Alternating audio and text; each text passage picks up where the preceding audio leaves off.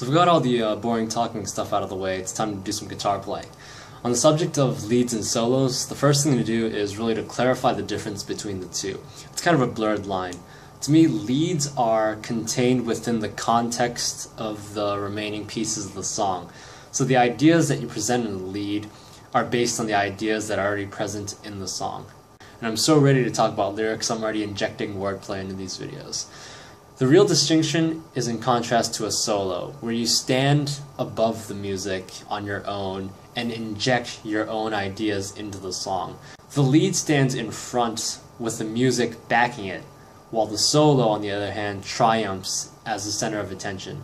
So this is sort of the way that I end up approaching them in songwriting. Tremolo-picked leads are a pretty fundamental part of black metal. Usually a note's tremolo-picked for several beats, maybe half a measure or a full measure, maybe even more. When I write leads, they're usually in key, fairly diatonic, and they really just follow the chord progressions and melodies that are already part of the song. Sometimes I create harmonies using techniques like counterpoint, as I've discussed before. Overall, leads shouldn't be too flashy. They're just another cog in the machine that fills, I guess I'd say, a musical void that occurs when the vocals are taking a break. In production, I usually pan them directly where the vocals are. I even sort of EQ boost them to the same frequencies. There's not really much more to say about leads. It's a pretty straightforward concept. Now, when it comes to solos, they're a lot more involved. Solos aren't too common in black metal, but there are a couple of big ones, even if you go back to the true Norwegian wave like Mayhem's Freezing Moon. I think Euronymous also plays a solo in War by Burzum. As a lead guitarist, however, solos are a part of who I am, so they play a significant role in my music. My solos do everything that leads do, and much more. I create my own ideas and melodies. Sometimes I change the bass lines and the drum accents to conform to the rhythms and harmonies that are in my solo. In a way, you can think of a solo as an external force that's manipulating the music. So let's play guitar. I'm going to go over some more advanced techniques that are used in solos, so arpeggios, sweeping, tapping, to name a few. I don't think I need to explain what these things are, there are enough videos dedicated to doing that already. I just want to talk about how they function and how you can apply them to solos. So a very simple solo is one that takes independent melodies and connects them together. A melodic idea usually lasts around a line or whatever the unit of time a full chord progression takes.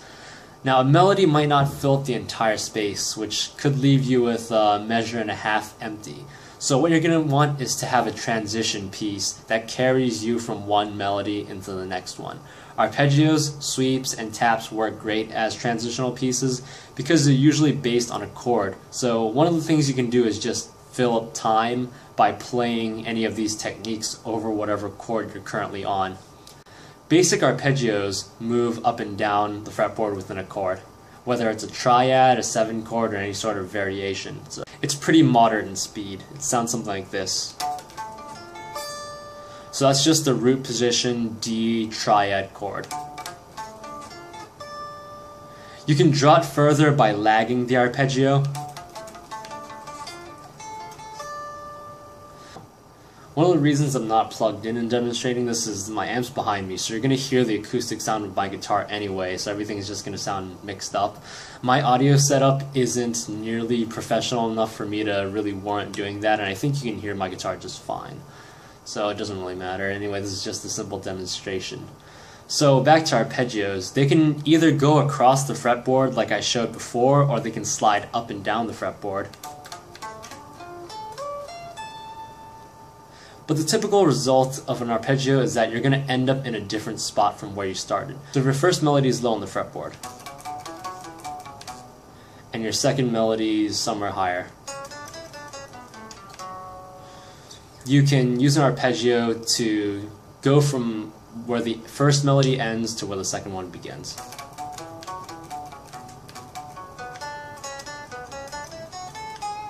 That was a different melody, but I'm just improvising these on the spot, so I'm not really keeping track of what I'm playing.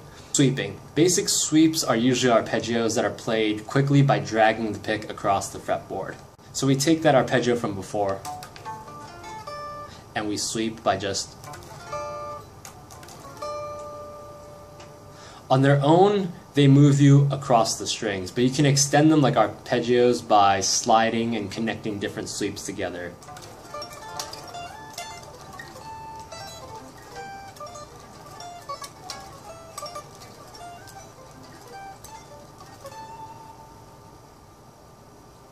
They're pretty flexible in terms of where you want to end up. You can move up real quick,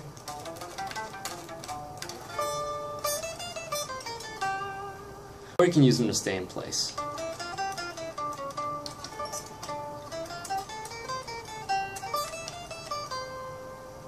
Tapping. Basic tapping, again, just breaks down a triad into any inversion. I'm not too good with tapping myself. I can do one string eruption type taps.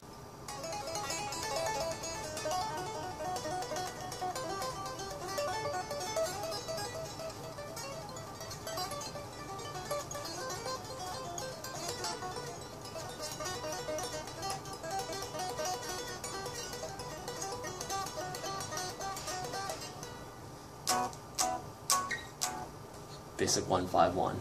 But I only know a couple of very specific cross-string taps. Again, they can take you around the fretboard as you need. A great example is Alexander the Great by Adrian Smith, where he starts off up here on the 12th fret.